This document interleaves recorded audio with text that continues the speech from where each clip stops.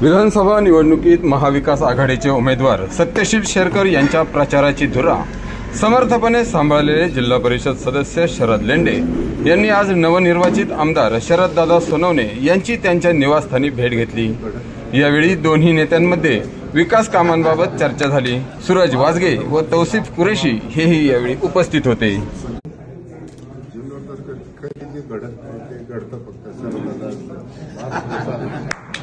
महाराष्ट्राचा मंच अख्ख्या महाराष्ट्रात एकच आमदार जुन्नर शरद जुन्नर पक्षाने निवडून यायचा आमदार व्हायचा